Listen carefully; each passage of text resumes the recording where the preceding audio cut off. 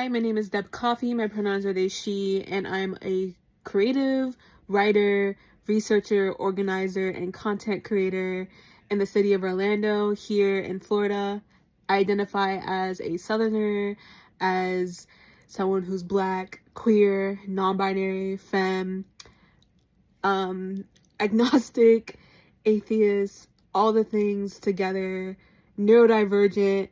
and I'm just really excited to apply for this humanities program, which is just so exciting to me because I love the humanities and I really love to be in programs that focus on Black and trans folks. So through my work, I've been able to focus on community building and mutual aid and organizing that happens down here in the South, especially in Florida. Florida has been a battleground for a lot of anti-trans legislation these past few years, and especially now with the Trump administration coming in and my governor looking to pass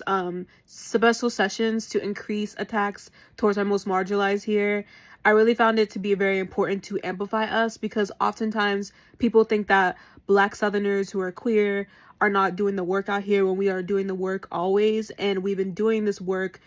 decades ago, and our ancestors have done this work to fight for our rights and to fight for our livelihood. The work that I do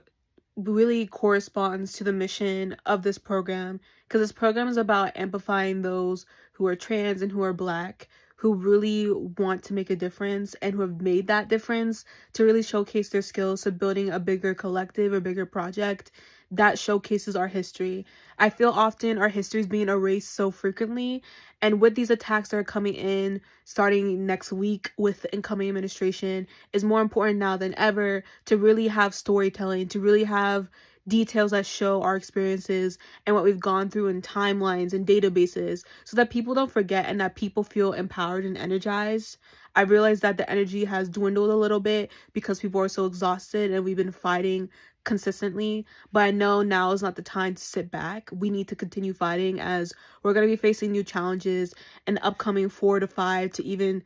plus years, and we have to stand together as a community to really amplify one another, and history and community building and connecting it to where we are at now and where we want to be in the future for liberation is a crucial way to do that. My vision for this lab funded project is to make a database or a collective or a website or a physical copy of a book of some kind detailing the organizers, the historians, and essentially so many creatives who are throughout the country, or at least in the East Coast, from all the way from Maine all the way down to Florida, really detailing those who have been in the work and who are consistently at the work providing liberation for our community. I want to interview them. I want to do like archival work where I'm interviewing people and getting information about their history, their background, how they got into organizing, how they got into history building, how they got into archival work or curious work, and really be able to have a platform to share that on. I'm interested in maybe even expanding that to be a podcast or collaborating with other people, but I really would love to focus on that for trans voices, for non-binary voices, especially focusing on trans men because I tend to notice that there's a gap there. And I would also maybe open it to queer folks as well, but I would want to amplify trans folks at the forefront, and then if there's room, also invite other queer folks in the community who may be cis.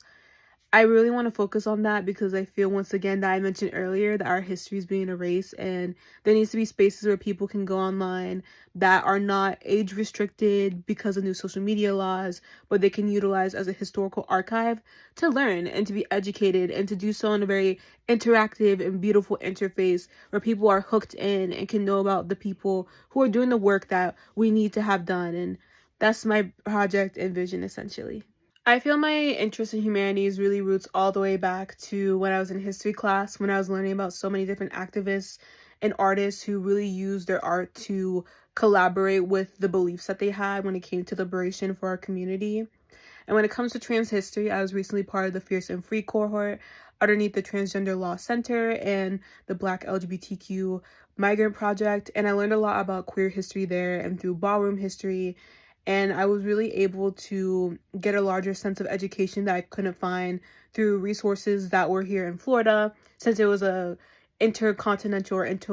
country experience where I got to meet so many different activists and so many people in the Houston and Seattle area who really focused on liberation for trans folks. So I really want to continue that route. I really want to continue within my creativity and with being history seeking and humanities focused. And I feel that this fellowship will really help me grow within that and to really showcase our community. Thank you so much for this opportunity. I'm looking forward to hearing from you soon.